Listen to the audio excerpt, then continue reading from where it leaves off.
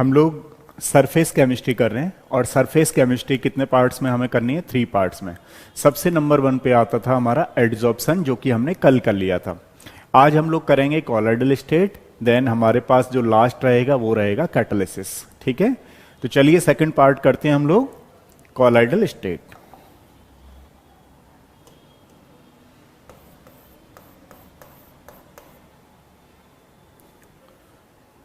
Colloidal state.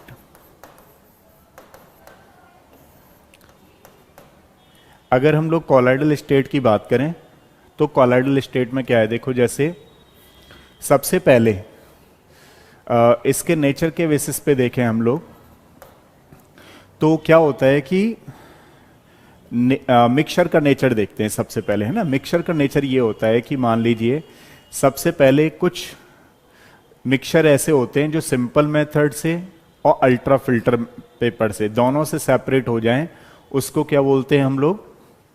Crystalloids. ठीक है, सबसे पहले एक साइंटिस्ट थे जिनका नाम था थॉमस ग्राहम।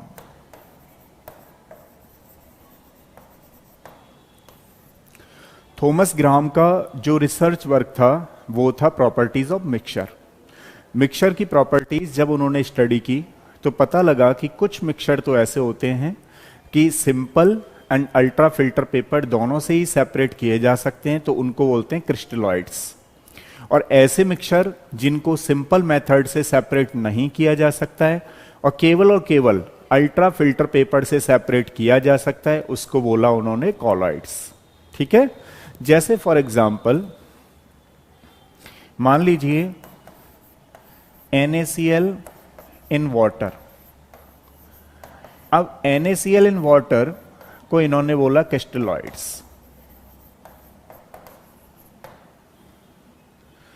क्रिस्टलॉइड्स मतलब ना तो सिंपल में हो सकता है, थोड़ा मैं मिस्टेक करके बोल गया हूं, ध्यान से सुनना।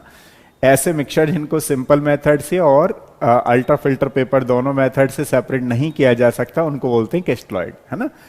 हो सकता है मैं थोड़ा रिवर्स बोल गया हूं, तो इसका ध्यान रखना। और NaCl मान लीजिए जब बेंजीन में है, तो बेंजीन में है तो इसके केस में इसको बोला इन्होंने कॉलॉइड्स। दोबारा से सुनिएगा, ऐसी मेथड, ऐसे मिक्सचर जो सिंपल से as well as ultra filter paper से जिनको सेपरेट नहीं किया जा सकता है, उनको बोलते हैं क्रिस्टलॉइड्स। और ऐसे मिक्सचर जिनको सिंपल मेथड से तो सेपरेट नहीं किया जा सकता है लेकिन अल्ट्रा फिल्टर पेपर से सेपरेट किया जा सकता है, अल्ट्रा फिल्टर से सेपरेट किया जा सकता है, उनको इन्होंने बोला कॉलॉइड्स। तो सबसे पहले थॉमस ग्राहम की ये नोशन थी और इसी के हिसाब से उन्होंने आगे दिया। तो देखिए, इन्होंने सबसे पहले अगर हम बात करें साइज के बेसिस पर, फिर इसको 3 में डिवाइड कर दिया गया, यानी कि मिक्सचर को on the basis of size 3 में डिवाइड कर दिया गया।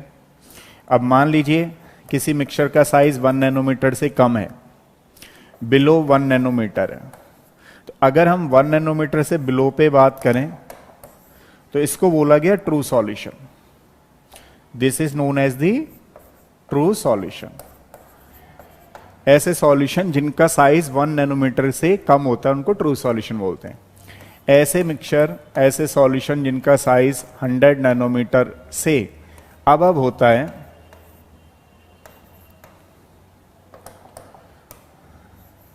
ऐसे मिक्सचर, ऐसे सॉल्यूशन अब 100 नैनोमीटर होता है, उसको बोला गया सस्पेंशन। कुछ बात समझ में आई आप लोगों को? On the basis of particle size, ऐसे मिक्सचर जिनका पार्टिकल साइज 1 नैनोमीटर से कम होता है उनको ट्रू सॉल्यूशन बोला गया, और 100 नैनोमीटर से अबव होता है उसको सस्पेंशन बोला गया। और जिसके पार्टिकल का साइज 1 to 100 नैनोमीटर के बीच में होता है उसको कॉलॉइडल सॉल्यूशन बोलते हैं, ध्यान रखना है। ठीक है, तो on the basis of size इसको 3 में डिवाइड किया गया है। Number 1 true solution, number 2 colloidal and number 3 suspension. ठीक है, एक चीज और ध्यान रखना, जो ये यहां पे आए थे थॉमस ग्राम का स्टडी पॉइंट था कि ऐसे मिक्सचर, ऐसे सॉल्यूशन जिनको ना तो सिंपल मेथड से सेपरेट कर सकते हैं, ना अल्ट्रा फिल्टर से सेपरेट किया जा सकता, उसको क्रिस्टलॉइड बोला। और जो सिंपल से तो नहीं, लेकिन हाँ अल्ट्रा फिल्टर पेपर से सेपरेट कर सकते हैं, उसको उन्होंने कॉलॉइडल सॉल्यूशन का नाम दिया। अब थोड़ा सा एक टेबल के हिसाब से सीख लेते हैं कुछ नेचर को, ठीक है। जैसे मान लीजिए ये हमारे पास ट्रू सॉल्यूशन है और ये हमारे पास कॉलॉइडल है और ये हमारे पास सस्पेंशन है।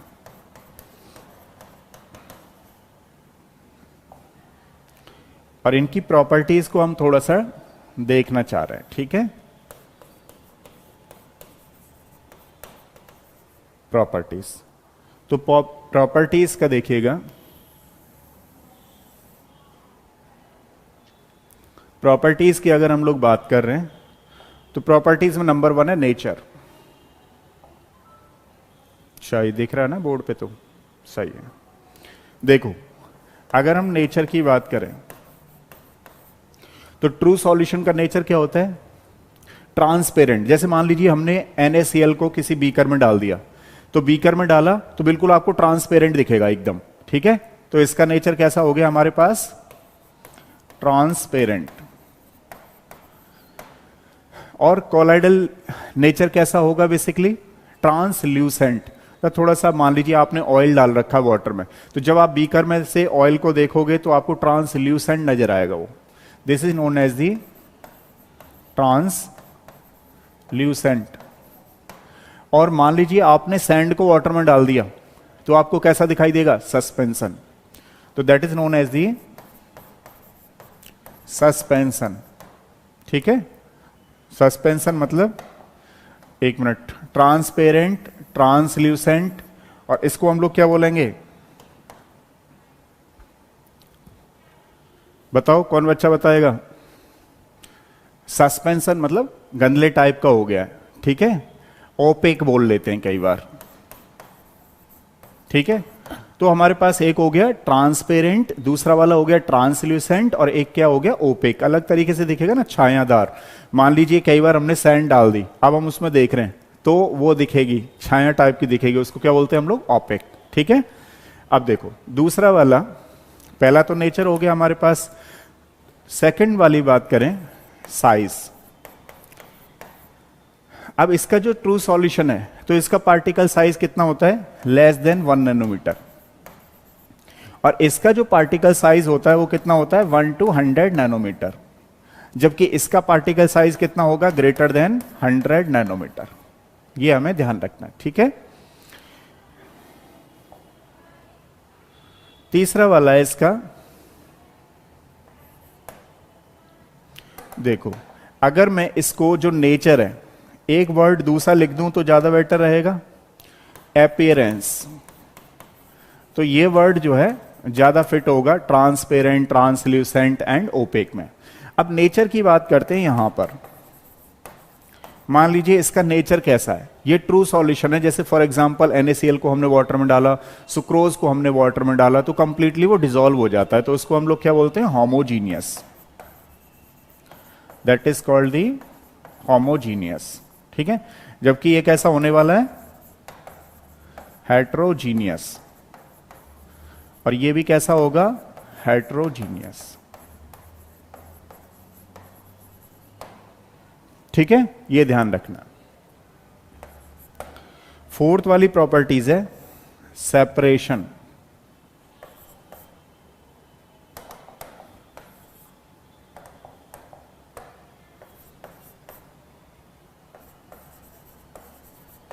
अगर हम सेपरेशन की बात करें तो होमोजीनियस सॉल्यूशन क्या हो गया? आपको पता है, मान लीजिए आपने NaCl को वाटर में डाला और फिर आप किसी भी मेथड से उसको निकालो तो वो निकलेगा नहीं, ठीक है। इसको क्या बोलते हैं कि नाइदर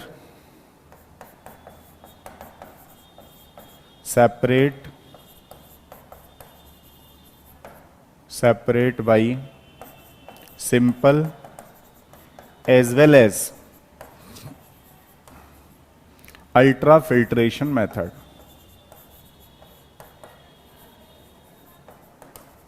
बात समझ रहे हो? ना तो इसको सिंपल से सेपरेट किया जा सकता है, ना ही इसको अल्ट्रा फिल्ट्रेशन से सेपरेट किया जा सकता है, तो इसको बोलते हैं हम लोग true solution. It can be separated by ultrafiltration। इसको सिंपल से तो नहीं कर सकते, but not simple.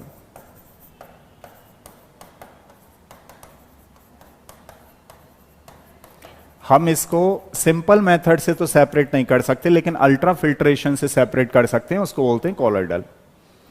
It can be separated by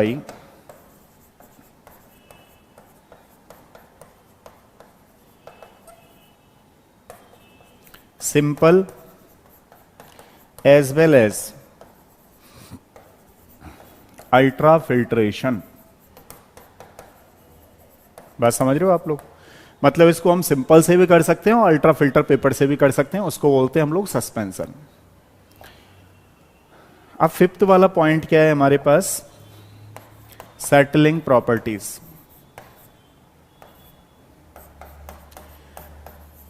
अगर देखिए हम लोग सिंपल में बात करें, यानी कि ट्रू सॉल्यूशन में बात करें, तो ट्रू सॉल्यूशन को सेटल डाउन नहीं किया जा सकता। मतलब इसके पार्टिकल्स आपको नीचे बैठे हुए नहीं दिखेंगे, क्योंकि वो कंप्लीटली डिसॉल्व हो जाएंगे।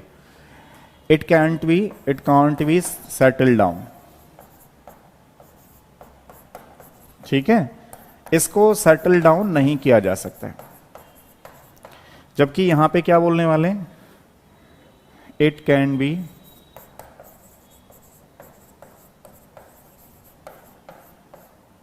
Down by centrifugation.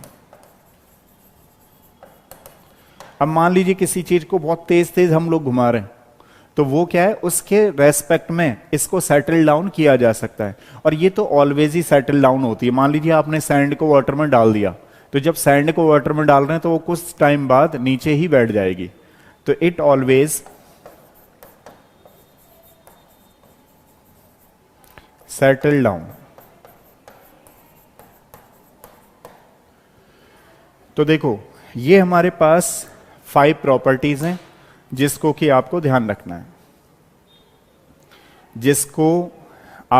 रखना है, अपीयरेंस, साइज, और ये जनरल नॉलेज के हिसाब से भी हैं, ताकि आप थोड़ा सा ध्यान दो कि ये प्रॉपर्टीज कुछ पाई जाती हैं। अब हमारा मेन फोकस क्या है पता है आप लोगों को?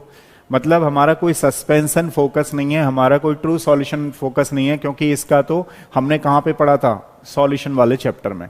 हमारा जो मेन फोकस है वो है कॉलॉइडल सॉल्यूशन।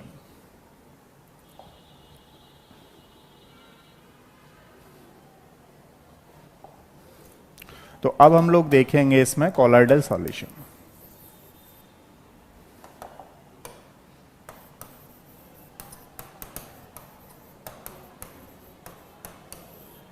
अब कॉलॉइडल सॉल्यूशन की बात की जाए तो इसका पार्टिकल साइज तो आप लोगों को समझ में आ ही गया, 1 से 100 नैनोमीटर के बीच में।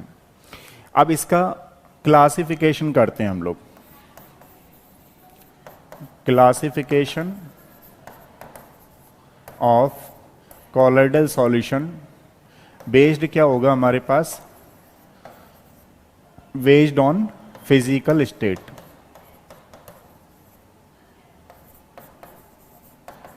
ठीक है, एक चीज और ध्यान रखिएगा आप लोग, यानी कि classification of colloidal solution based on physical state तो हम कर रहे हैं, लेकिन इसमें भी 2-3 चीजें आपको कॉमन सीखनी है। क्या चीज जनरल सीखनी है आपको? कि जैसे मान लीजिए यहां पे हम 2 चीजें करेंगे, एक होगा डीपी, एक होगा डीएम। जैसे कि वहां पे करते थे ना हम लोग, कहां पे करते थे हम लोग? हम करते थे सॉल्यूशन वाले में। सॉल्यूशन वाले में 2 चीजें करते थे, सॉल्यूट एंड सॉल्वेंट। सॉल्वेंट वहां पे मोर अमाउंट में होता था, सॉल्यूट वहां पे लेस अमाउंट में होता था। सेम चीज यहीं पे, लेकिन ये हेट्रोजीनियस के लिए यूज हो रहा है। तो इसमें डीपी को क्या बोलते थे? Dispersed phase. Dispersed phase. और ये जो होती थी वो लेस अमाउंट में होती थी। तो जो लेस अमाउंट में होती है उसको हम लोग क्या बोलते थे? DP, dispersed phase. और जो ये डीएम होता था इसको बोलते थे डिस्पर्सन मीडियम, डिस्पर्सन मीडियम। और जो डिस्पर्सन मीडियम होता था वो क्या होता था, मोर अमाउंट में होता था। ठीक है, तो दो चीजें हमें यहां पे समझनी है, एक है डीपी और एक है डीएम। तो डीपी मतलब क्या है, डिस्पर्स्ड फेज, और डीएम मतलब क्या है, डिस्पर्सन मीडियम। ठीक है, एक चीज और ध्यान दीजिएगा आप, मान लीजिए डीएम के कुछ स्पेशल केस भी होते हैं, जैसे कहीं पर डीएम वाटर है तो हम उसका नाम अलग से लेते हैं एक्वासॉल, या फिर बोलते हैं उसको हाइड्रोसॉल। अब जैसे कहीं पर डीएम बेंजीन है मान लीजिए, तो उसको बोलते हैं benzosol, this is known as the benzosol. अगर मान लीजिए कहीं पर डीएम इथेनॉल है तो उसको बोलते हैं एल्कोसॉल, एल्कोसॉल। अगर मान लीजिए कहीं पर डीएम एयर है तो उसको बोलते हैं एरोसॉल। मतलब आपको ये भी ध्यान रखना जरूरी है कि डीएम को हम और स्पेशल केस में क्या क्या बोल सकते हैं। ठीक है, इसका भी पता होना जरूरी है। अब हम लोग कर रहे थे क्लासिफिकेशन, देखो एक बार, क्योंकि कॉलॉइडल सॉल्यूशन को क्लासिफाई करेंगे कई तरीके से, जिसमें number 1 based on physical state. अगर हम लोग फिजिकल स्टेट की बात करें तो देखो यहां पे डीपी है और यहां डीएम है और ये एग्जाम्पल्स हैं।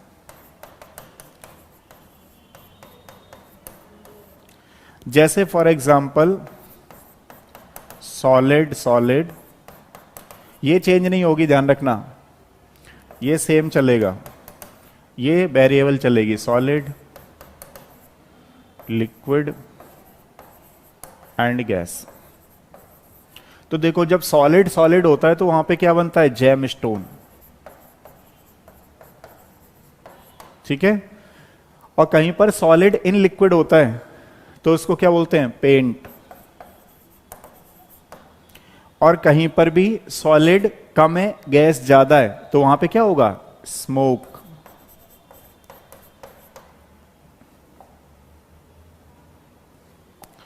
अब देखो दूसरा वाला केस, लिक्विड, लिक्विड, लिक्विड,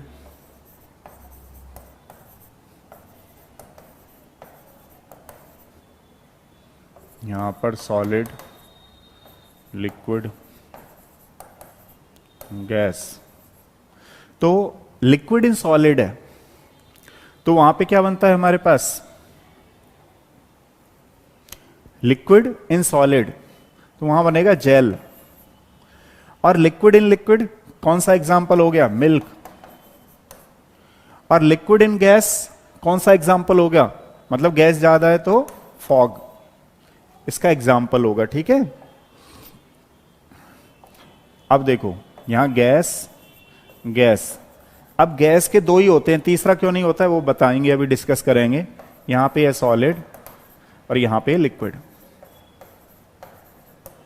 अगर ये सॉलिड है, गैस इन सॉलिड, तो वहां क्या बनेगा, फॉर्म। और मान लीजिए गैस इन लिक्विड है तो वहां पे क्या बनेगी, विप्ड क्रीम। ठीक है, अब देखो गैस इन गैस का ये हेट्रोजीनियस सॉल्यूशन नहीं बनता, क्योंकि कॉलॉइडल सॉल्यूशन कैसा होता है, हेट्रोजीनियस, और गैस इन गैस का सॉल्यूशन कैसा होता है, होमोजीनियस। इसलिए ये वाला नहीं बनता है, ध्यान रखना। कहने का मतलब यह है कि अगर हम कॉलॉइडल स्टेट की बात करें तो कॉलॉइडल स्टेट कितने टाइप का हो गया, on the basis of physical state only 8 type का, यहां 9 टाइप का नहीं होता है। जैसे हमने सॉल्यूशन वाले चैप्टर में देखा था वहां 9 टाइप थे, गैस इन गैस भी बन रहा था, लेकिन यहां पर ये नहीं बनता है क्योंकि जो कॉलॉइडल सॉल्यूशन है वो हेट्रोजीनियस नेचर का होता है, जबकि जो गैस इन गैस का नेचर है वो कैसा है हमारे पास, होमोजीनियस। तो देखिए हम कर रहे हैं क्लासिफिकेशन ऑफ कॉलॉइडल सॉल्यूशन। तो नंबर 1 कौन सा था हमारे पास, based on physical state. Physical state के बेसिस पर जो कॉलॉइडल सॉल्यूशन है वो 8 टाइप का होता है, एक उसमें नहीं बनता है। क्यों नहीं बनता है, क्योंकि वो होमोजीनियस होता है। दूसरा वाला क्लासिफिकेशन देखिएगा,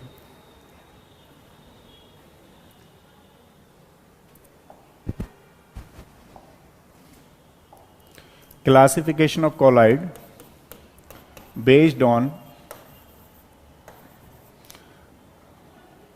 फिजिकल नेचर,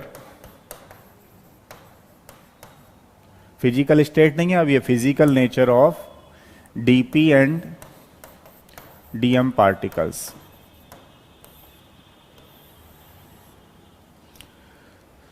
या फिजिकल हटा देते हैं तो ज्यादा सही रहेगा, based on nature of DP and DM particles. ठीक है, ये ध्यान रखना है।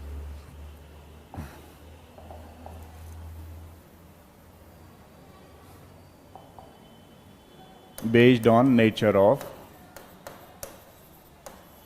DP and DM particles.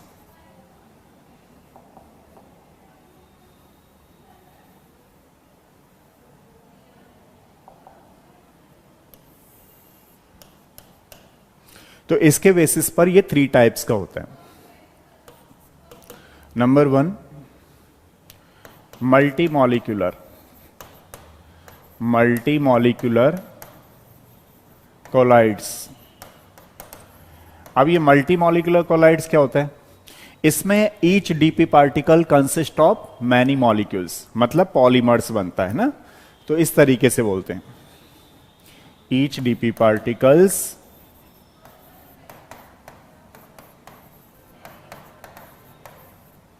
consist of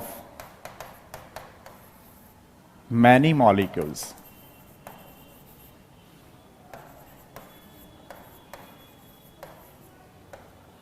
many molecules मतलब इसको हम लोग क्या बोलेंगे? पॉलीमर। बहुत सारे मॉलिक्यूल्स होते हैं, जैसे for example colloidal solution of metals, non metals, metal hydroxide, metal sulphide etcetera. ठीक है, for example colloidal solution of metals, non-metals, metal hydroxide,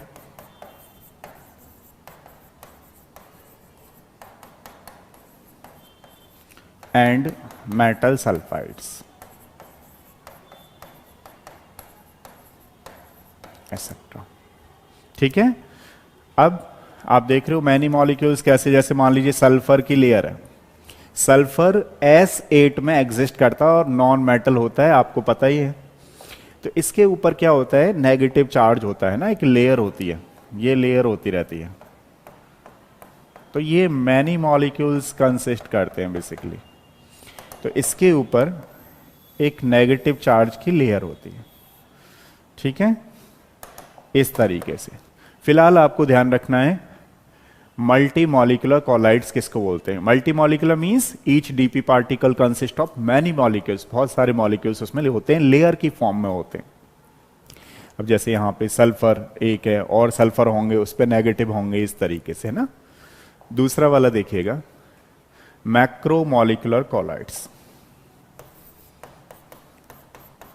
second वाला है हमारे पास मैक्रो मॉलिक्यूलर कोलाइड्स। अब ये मैक्रो मॉलिक्यूलर कोलाइड्स क्या होते हैं? जिसमें लार्ज मॉलिक्यूल्स होते हैं उसको बोलते हैं मैक्रो, है ना। तो macro molecular colloids means each DP particle consist of large molecule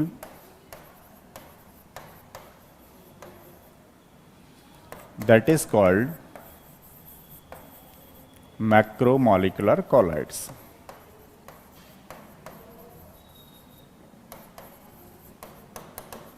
कुछ बात समझ में आई? Each DP particle consist of large molecule. अब ये लार्ज मॉलिक्यूल क्या क्या हो सकते हैं? जैसे for example starch, gelatin, glue, बहुत सारे मॉलिक्यूल्स। ठीक है ना। For example colloidal solution of starch, gum, glue, etcetera. तो ये हो गया हमारे पास मैक्रोमोलिकुलर कॉलॉइड्स। थर्ड वाला है एसोसिएट कॉलॉइड्स।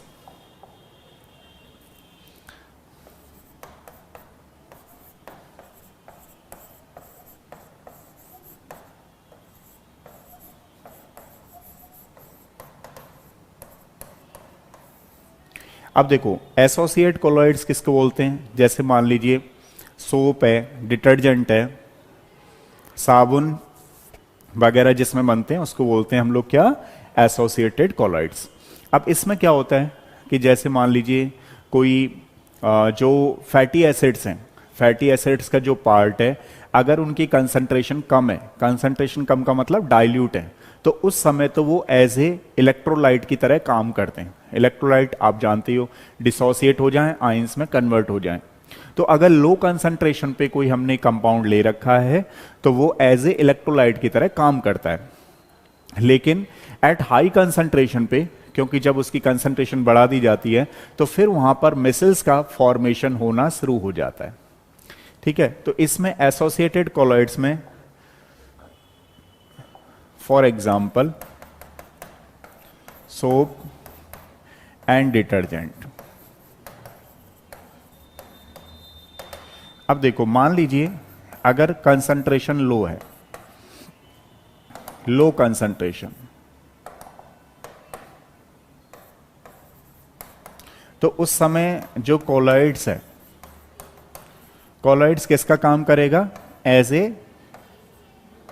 इलेक्ट्रोलाइट, इलेक्ट्रोलाइट की तरह काम करेगा। ठीक है ना। अब लेकिन जैसे मान लीजिए हाई कंसंट्रेशन है, हाई कंसंट्रेशन पे जो कॉलॉइड्स है वो मिसल्स का फॉर्मेशन करता है, मिसल्स का फॉर्मेशन होता है। ठीक है, जैसे फॉर एग्जाम्पल अगर हम लोग बात करें, जैसे मान लीजिए ये हमारे पास सोडियम स्टेरेट होता है, साबुन का फॉर्मूला ये है। ठीक है, इसको हम लोग क्या बोल रहे हैं, सोडियम स्टेरेट, सोडियम स्टेरेट, है ना। ऐसे ही ये आर ग्रुप ले लेते हैं कोई भी, कितना भी छोटा या बड़ा यहां से चलता रहेगा, आर बड़ा ग्रुप भी हो सकता है, ये इस तरीके से। ठीक है, एक चीज और यहां पे ध्यान रखिएगा कि कंसंट्रेशन अगर कम है तो वो एज ए इलेक्ट्रोलाइट्स काम कर रहा है, और कंसंट्रेशन ज्यादा है तो वो मिसल्स की तरह काम करेगा। तो देख लेते हैं एक बार कैसे। जैसे मान लीजिए अभी हम इसी को लेते हैं, लो कंसंट्रेशन है, तो लो कंसंट्रेशन पर ये अपने आयंस में डिसोसिएट हो जाएगा।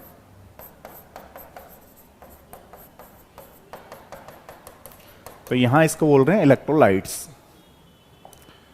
अब मान लीजिए हाई कंसंट्रेशन हो, इसी की कंसंट्रेशन कैसी है हमारे पास, हाई कंसंट्रेशन है। तो ऐसी कोई कंसंट्रेशन जिस पर मिसल्स का फॉर्मेशन शुरू हो जाता है उसको बोलते हैं हम CMC, क्रिटिकल मिसल कंसंट्रेशन।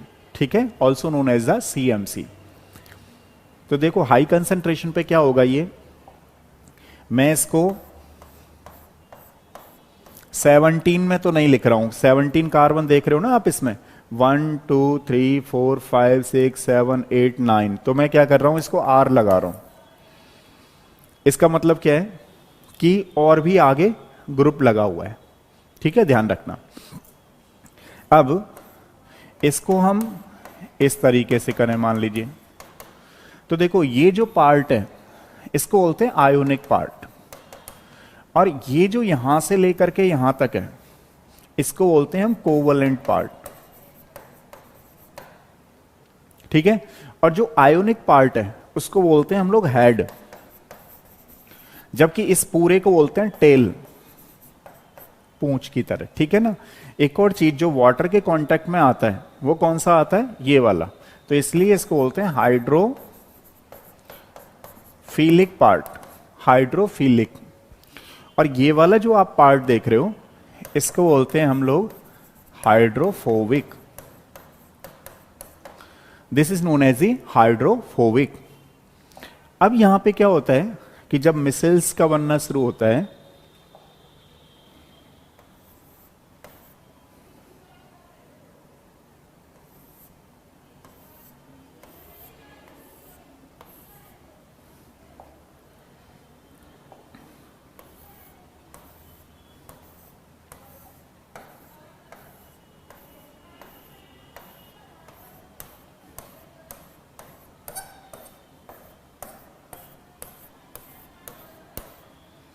तो यहां हमारे पास इस तरीके से हो जाती है, ठीक है ना।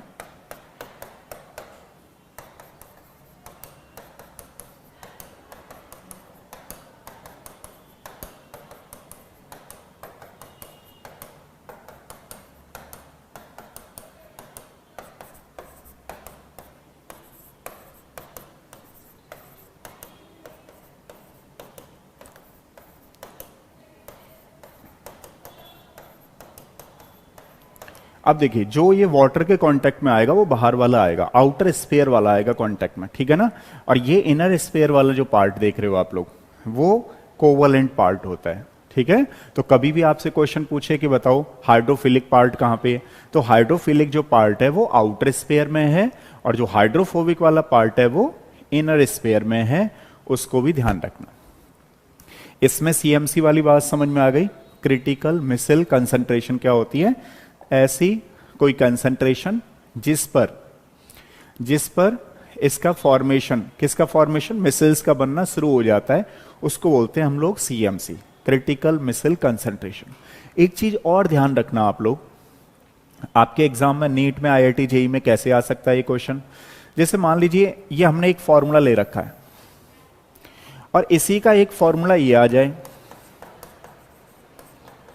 ठीक है, बनाने को तो आपको कुछ भी बना देगा वो, ये फॉर्मूला ए आ जाए और एक कार्बन नंबर कम आए इन दोनों में, दो तो ये आ गए और दो कार्बन नंबर कम आए, तो ध्यान रखना ये जो कार्बन का नंबर है ना, ये जितना कम होगा उतना सही होगा, पोलर होगा।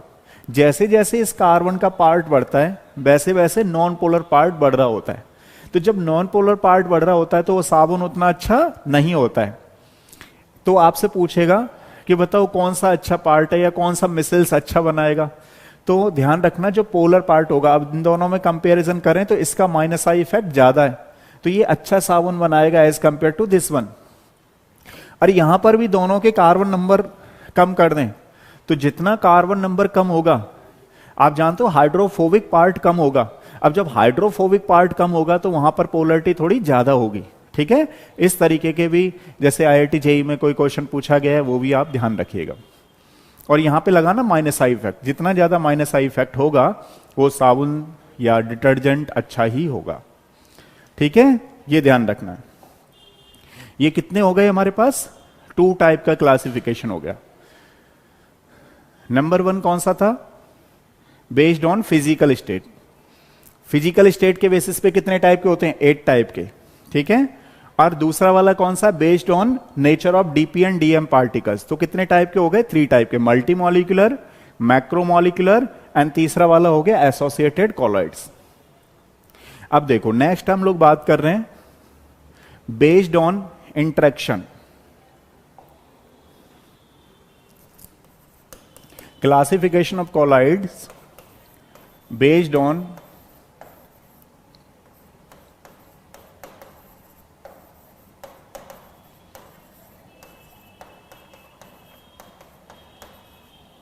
डीपी एंड डीएम पार्टिकल्स, ठीक है, ये ध्यान रखना।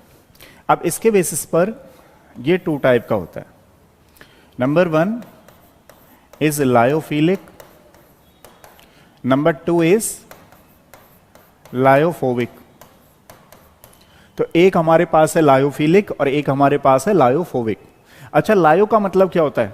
लायो का मतलब होता है लिक्विड और फिलिक का मीन्स होता है लविंग। तो जो लिक्विड लविंग होता है, जो लिक्विड लविंग होता है उसको बोलते हैं लायोफिलिक, और जो लिक्विड मीन्स लायो और फोविक मींस फोबिया, जैसे बोलते हैं ना, फोबिया हो गया भाई, हेट हो गया। तो लिक्विड को जो हेट करता है सॉल्यूशन, उसको बोलते हैं लायोफोबिक। तो this is the liquid loving, ठीक है। और इसको क्या बोल रहे हैं हम लोग? Liquid hating. तो एक है हमारे पास लिक्विड लविंग, एक है लिक्विड हेटिंग। अब देखो इसमें जो इंटरेक्शन होता है काफी अच्छा होता है। एक डीपी डीएम से इंटरेक्शन कर रहा होता है, इसमें कहता है कुछ तुम कहो कुछ हम कहें, उस तरीके का इंटरेक्शन हो रहा होता है, तो मतलब न्यूट्रल हो रहे होते हैं, डीपी एंड डीएम, न्यूट्रलाइजेशन। जबकि इसमें क्या होता है कि एक ही डायरेक्शन में चलती है कहानी, कि तुम अपना रास्ता चुनो हम अपना रास्ता चुने, वो वाला है। कुछ तुम कहो कुछ हम कहें, तुम अपना रास्ता चुनो हम अपना रास्ता चुने, ये वाला है डीपी एंड डीएम। अब इसकी अगर बात करें तो इसमें इंटरेक्शन काफी इफेक्टिव हो रहा है, किसमें? लायोफिलिक में। तो इंटरेक्शन इफेक्टिव होने की वजह से ये मोर स्टेबल होते हैं, ध्यान रखना, और ये होते हैं लेस स्टेबल, ठीक है।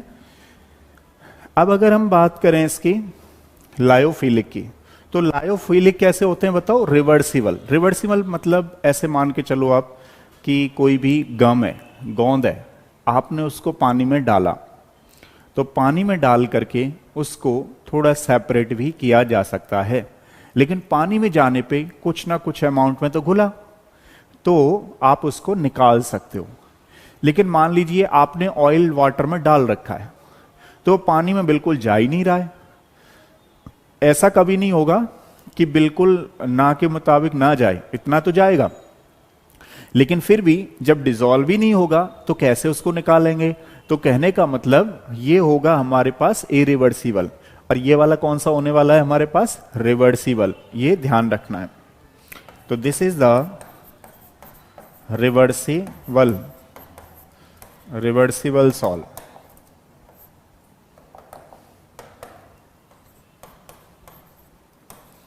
और ये कैसा है हमारे पास? Irreversible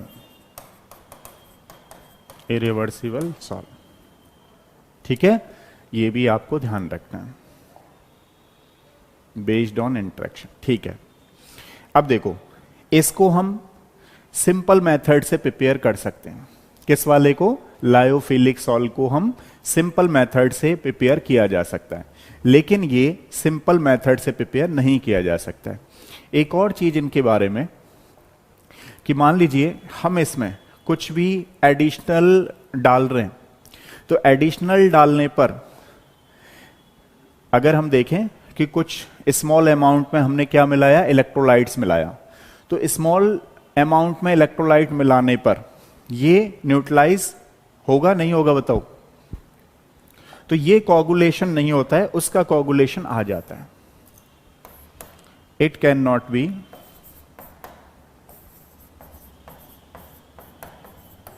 coagulate on adding a small amount of electrolytes। अगर हम स्मॉल अमाउंट इलेक्ट्रोलाइट्स मिला रहे हैं तो कोई कोगुलेशन नहीं आएगा, जबकि इसमें आ जाता है। It can be coagulate on adding a small amount of electrolytes, ठीक है, ध्यान रखना। अब बात चल रही थी प्रिपरेशन की, तो प्रिपरेशन ये वाले कॉलोइड्स डायरेक्ट प्रिपेयर किया जा सकते हैं और वो वाले इनडायरेक्ट किए जा सकते हैं। It can be prepared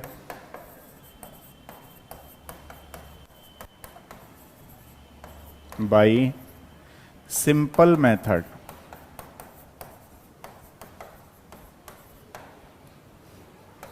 it can be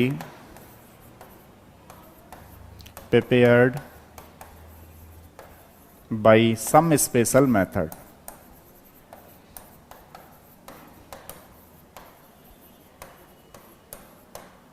कुछ बात समझ में आई आपको? अब देखो सिंपल मेथड से मान लीजिए कर रहे हैं, तो इसमें जरूरी नहीं है कि कोई साइंस वाला बच्चा ही इसको प्रिपेयर करे, होम साइंस वाला भी कर सकता है। तो इसका मतलब कौन से कॉलोइडल सॉल्यूशन होंगे? इसका मतलब है चीन, मतलब दाल बना रहे हैं, प्रोटीन है, ठीक है। तो इसके एग्जाम्पल हो गए हमारे पास सेलुलोज, स्टार्च, ठीक है, जिलेटिन, ग्लू, प्रोटीन एसेट्रा। अब मान लीजिए सम स्पेशल मेथड से बना रहे हैं तो भाई केमिस्ट्री की जरूरत पड़ेगी, साइंस वाले बच्चे की जरूरत पड़ेगी, है ना। अब यहाँ पे होम साइंस वाला बच्चा काम नहीं करेगा, इसको तो होम साइंस वाला बड़ा अच्छा बना लेगा, लेकिन इसको प्रिपेयर नहीं कर सकता है। ये याद करने के जस्ट तरीके हैं आपको, कि पता लगा इसमें उसको कर रहे हो, कई बार इसको इसमें कर रहे हो, तो वो थोड़ा सा हो जाता है। तो अब नहीं होगा, इसको तो साइंस वाला ही बना सकता है। तो कॉलोइडल सॉल्यूशन ऑफ कौन सा? मेटल, नॉन मेटल, ठीक है ना, metal hydroxide, metal sulphides etcetera. तो आज हमने क्या क्या चीजें की हैं? आज हमने किया है कॉलोइडल सॉल्यूशन को, सरफेस केमिस्ट्री को हम लोग 3 पार्ट में पढ़ रहे हैं। पहला पार्ट है हमारा एड्सॉर्प्शन, दूसरा पार्ट है हमारा कॉलोइडल, तीसरा पार्ट होता है कैटालिसिस। अभी हमने कल तो एड्सॉर्प्शन फिनिश कर लिया था, आज हमने कॉलोइडल स्टेट को डिफाइन किया है। डिफाइन करने के साथ साथ उसके क्लासिफिकेशन किए हैं। इसके 3 तरह के क्लासिफिकेशन होते हैं। Number 1 on the basis of physical state, number 2 on the basis of nature of DP particles, number 3 वाला interaction of DP and DM particles, ठीक है। तो ये था इसका क्लासिफिकेशन। कल हम लोग क्या करने वाले हैं? इनकी प्रिपरेशन मेथड, प्रिपरेशन मेथड के साथ साथ कॉलोइडल सॉल्यूशन की प्रॉपर्टीज करेंगे। तो बेसिकली हो सकता है कि कल ये फिनिश हो जाए। फिर जैसा मैं आपको बता ही रखा है कि मैं आपको इसके बाद फिजिकल केमिस्ट्री के 2 चैप्टर कराऊंगा, एक है सॉलिड, एक है इलेक्ट्रोकेमिस्ट्री, एक है केमिकल काइनेटिक्स, ठीक है। बाकी सारे यूट्यूब पे आपके डाल दिए मैंने चैप्टर। 12th वाले बच्चों के लिए स्पेस लिए हैं। बाकी नीट वगैरह वाले बच्चों से कहता ही रहता हूं कि जब तक बेसिक नहीं करोगे, जब तक चीजें आगे नहीं जाएंगी, ठीक है। तो कल करते हैं। Thank you so much.